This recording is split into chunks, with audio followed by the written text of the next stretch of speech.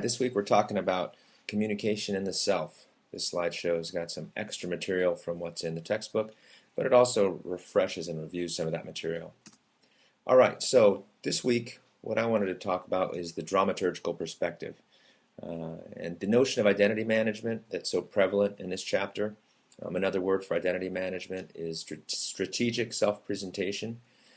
Basically, it fits under this idea of the dramaturgical perspective. That's what it is.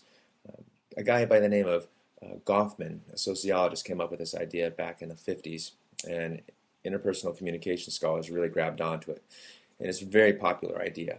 Now, it's not the idea that everyone's a fake, everyone's a phony, everyone's acting. That's not it at all. The idea is that human behavior, as it truly is and as it truly comes out in the form of acting. That we act according to certain situations. Just as an actor gets a prompt and she behaves in a very scientific and rational manner in a play, we walk into a situation and we see what's going on and then we act accordingly. We don't really call it acting, we call it behaving. But still, the word act and behave are often used synonymously. So, in a word, it says at the bottom there, people play different roles and engage in different types of performances in order to shape their definition of the situation as well as how they're viewed within it. All right, the dramaturgical perspective itself takes the metaphor that life is a play and creates 6 different elements: the actor, audience, stage, script, performance, and audience reaction. Okay. Now, if you've ever heard the phrase from a Shakespeare play, "All the world's a stage and we are merely players," I believe that's from Macbeth, might be Hamlet. That's pretty much what people are saying. Okay, that's how this works. So that'll probably help you figure it out. Okay, the first one is the actor. The idea is that we all play a number of different roles on the stage of life. Right? Again, remember, try not to get caught up in the idea that we're all playing, we're all faking.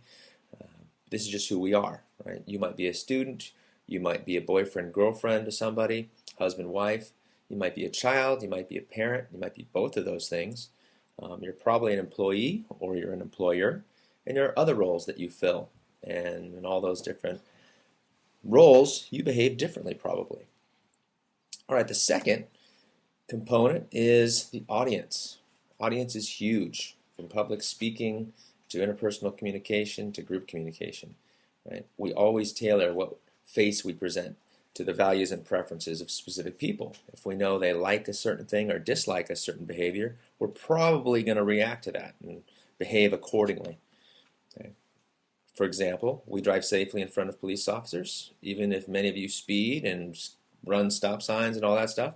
When you see a police officer, that audience changes your behavior. Right? We also act studious in class. We want to give a good impression to the professor. We may be less studious than we behave, but we act studiously in order to get a certain response. Right? We also, when a friend confronts us with a problem that he or she's having, we often show concern, and we play into that role based on that audience. Okay, the third component is the stage. Right? That the world is nothing but a number of different settings and situations. And some of these settings and situations have clear norms for behavior. We also can think of each setting or environment as having a front stage and a backstage. So say you're on a first date. You're out in the restaurant at the table. That's the front stage. And in that stage, in this case the front stage of a blind date, there are certain things that you're going to do and things that you are not going to do.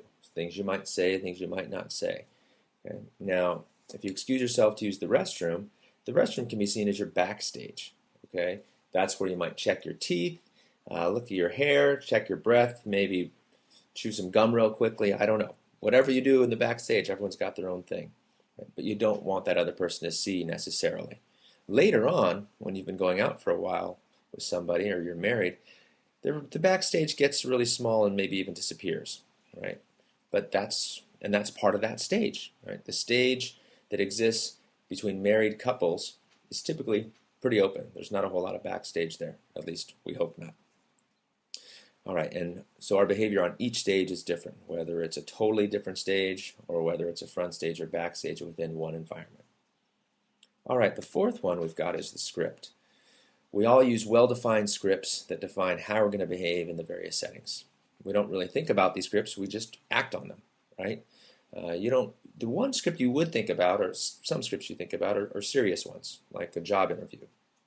Okay, the script for a job interview suggests that you dress well, you act friendly, you act confidently, you shake hands, you're polite, all of those things, right? Just like we're going back to script for a first date. The script and the stage are different, right? But the stage influences the script. So basically, the script is the rules and norms for behavior, how to behave to get along, to do well in that situation. All right, the fifth component of the dramaturgical perspective is performance, how an actor combines words as well as verbal and nonverbal cues in order to behave in the ideal manner with the people he's interacting with. So basically, this is putting what you know from the first four categories into action. Right? How you're going to perform, how you're going to weave everything together and be you. Okay? Now, obviously, when you're performing, if you're performing something that's not you, then you're faking, then you're acting, right? You're being something you're not, you're being fake. So to say that you smile at certain times or at certain people, that's not necessarily a fake performance. You're just smiling because you like them and you're happy to see them, right? It reflects your internal, how you're feeling internally, right? This shouldn't preclude who you are as a self, right? All of these different faces that we perform, right? And your textbook talks about faces, that's the socially approved identities that we have, right? They're all a part of you. And some of you may have very few faces or just one face, that you're always the same in different places, right?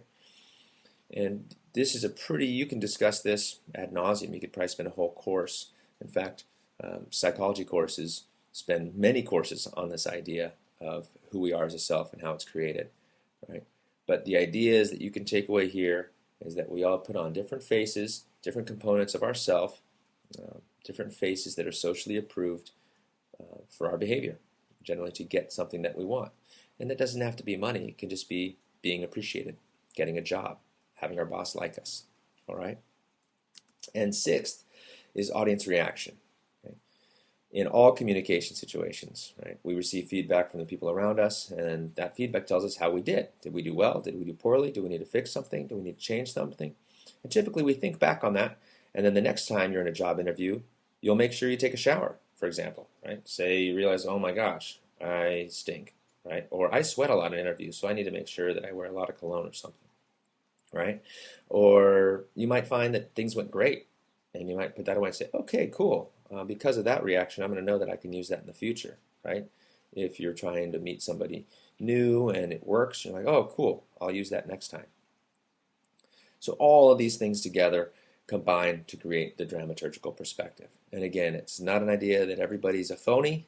It's just a way of expressing or understanding human behavior, that we all act in certain ways in different situations to be most effective, right? And ideally, the way you behave, the way you act is consistent with who you are, right?